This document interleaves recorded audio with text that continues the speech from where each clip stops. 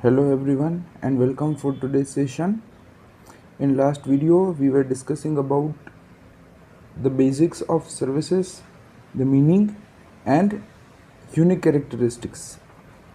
We have discussed three unique characteristics and today we will discuss the remaining characteristics.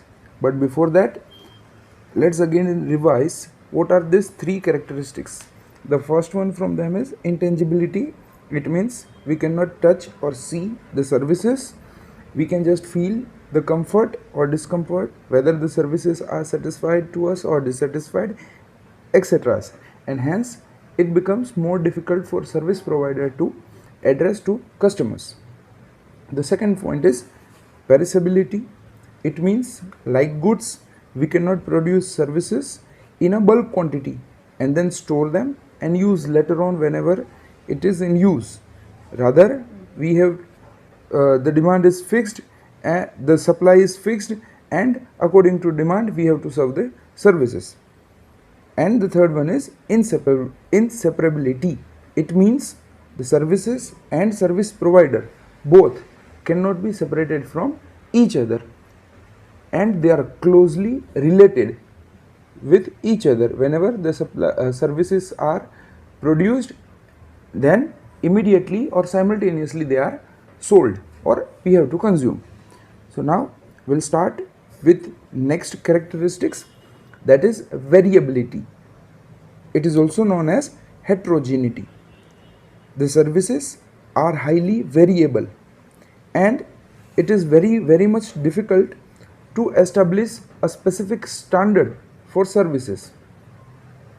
Due to this, the service provider cannot deliver the same services again and again.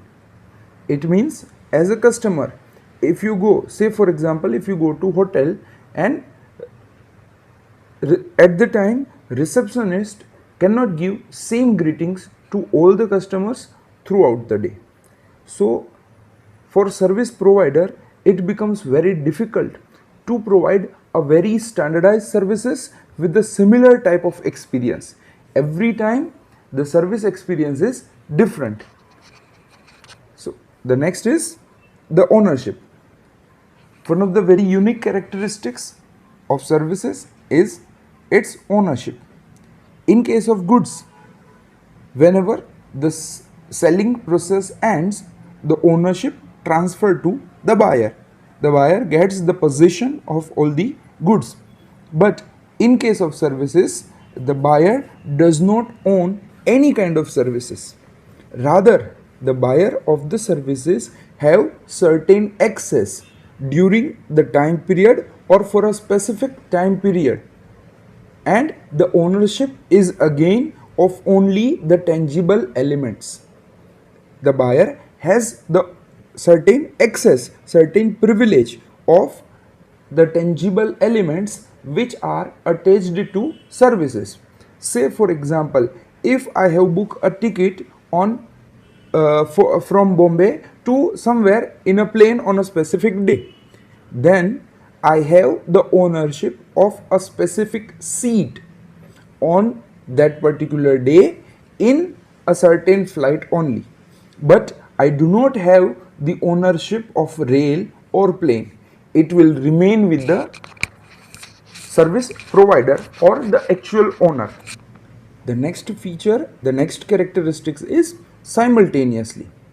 It means generally the goods have a specific distribution channel, but the services does not have such a kind of distribution channel. It means they cannot move through the physical distribution channel and they cannot be delivered to customer like goods are delivered, and hence either the service provider need to go to the customer or the customer need to go to service provider to consume a services.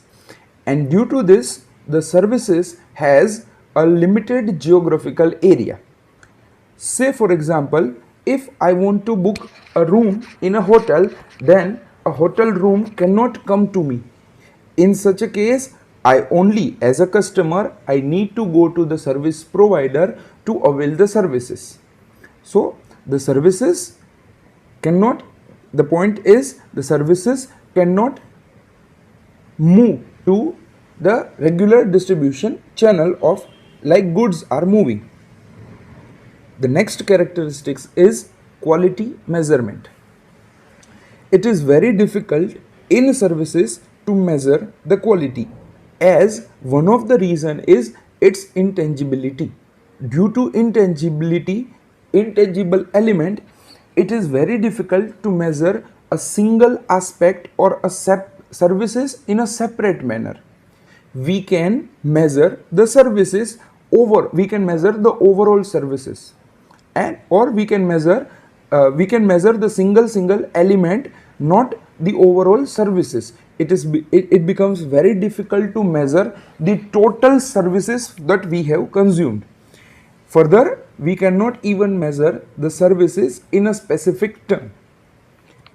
We can only say that we are satisfied with the services or the services are good. Say for example, if we are going in some restaurant to have a food, at the time we measure the quality of food, or we measure our overall experience of having lunch or dinner in a specific restaurant. But whenever we are measuring such experience, we cannot ignore the behavior of staff and the way the waiter serves the foods. So it means it is very difficult for any consumer to rate or to measure the overall services. And firm also does not sell only services, rather than firm along with the services also sell the atmosphere, the physical evidence, the physical infrastructure, the convenience, atmosphere, consistency in quality, etc. And the last point in characteristics is nature of demand. The demand in services are very fluctuating in nature, and due to this it becomes very difficult for a service provider to arrive at a certain conclusion that a particular amount of quantity should be produced.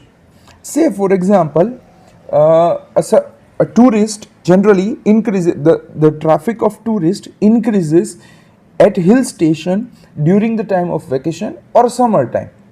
So a manufacturer or service provider cannot do like they can increase their hotel's capacity during vacation, and in rest of the time they will decrease the capacity of their hotel.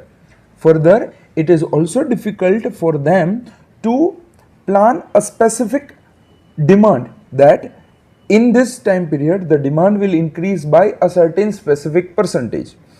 So overall it is very difficult for a service provider to arrive at a certain conclusion that the demand will specifically be increased by this much of percentage or will be decreased by a certain specific percentage. It is very difficult for any manufacturer to decide a specific increase or decrease in demand. So that is all about the characteristics of services. Stay tuned for the further videos. Goodbye.